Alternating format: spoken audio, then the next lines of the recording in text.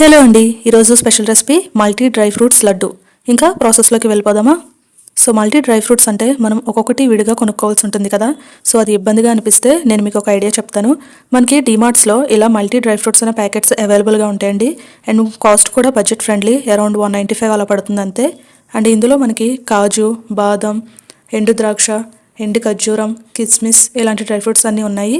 మీకు నచ్చిన dry fruits ఏవైనా ఉంటే మిగతావి కూడా యాడ్ చేసుకోవచ్చు. సో ఇందులో పంప్కిన్ సీడ్స్ లేవు కాబట్టి నేను పంప్కిన్ సీడ్స్ యాడ్ చేస్తున్నాను. సో మీకు నచ్చిన డ్రై ఫ్రూట్స్ ఏవైనా సరే యాడ్ చేసుకోవచ్చండి. సో వీటన్నిటిని యాడ్ చేసుకుని ఈ విధంగా పక్కన పెట్టుకోండి. ఇప్పుడు స్టవ్ మీద బాండి పెట్టి ఇందులో మనం తీసుకున్న డ్రై ఫ్రూట్స్ అంతటిని కూడా వేసుకోవాలి. సో స్టవ్ మీడియం ఫ్లేమ్లో పెట్టి వీటిని డ్రై రోస్ట్ అయితే చేయండి.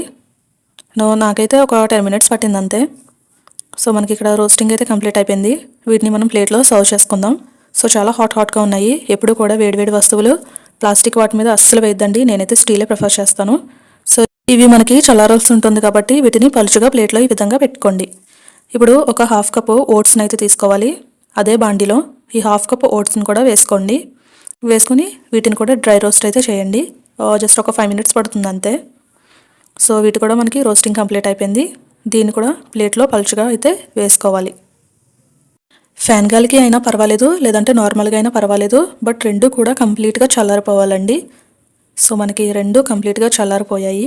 ఇప్పుడు ఒక మిక్సీ జార్ తీసుకొని అందులో మన డ్రై ఫ్రూట్స్ అంతటినీ కూడా వేసుకోండి. అలాగే వాటితో పాటు ఓట్స్ని కూడా వేసుకోండి. ఇప్పుడు మూత పెట్టి వీటిని మనం గ్రైండ్ చేసుకోవాలి.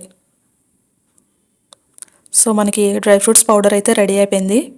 ఎక్కువ టైం స్పెండ్ చేయలేము అని అనుకునే వాళ్ళు గ్లాస్ కంటైనర్స్లో వీటిని స్టోర్ చేసుకోండి. సో స్టోర్ చేసుకుని డైలీ కూడా ఒక స్పూన్ తీసుకుంటే మనకి సరిపోతుంది. బట్ ఇక్కడ మెయిన్ ప్రాసెస్ లడ్డూస్ కాబట్టి లడ్డు ప్రాసెస్ చూద్దాం. సో లడ్డూస్ కోసం కొద్దిగా తీసుకుని మనకి అరచేతి మీద పెట్టుకొని సో ఈ విధంగా 2 చేతుల మధ్యలో లడ్డూలా ప్రిపేర్ చేసుకోండి. సో సైజ్ అనేది మీ ఇష్టం, మీకు నచ్చిన సైజెస్లో మీరు ప్రిపేర్ చేసుకోవచ్చు. సో ఇదే ప్రాసెస్లో మిగతా లడ్డూస్ అన్నిటినీ కూడా ప్రిపేర్ చేసుకోవాలి.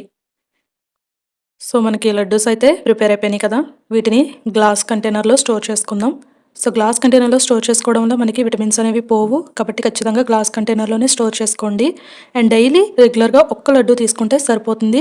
ఇమ్యూనిటీ సిస్టమ్, బోన్స్ స్ట్రాంగ్ అవ్వడం, అలాగే skin and hair problems reduce అవ్వడంతో చాలా బెనిఫిట్స్ ఉన్నాయి. సో వీడియో నచ్చితే తప్పకుండా లైక్ చేయండి. And thanks for watching.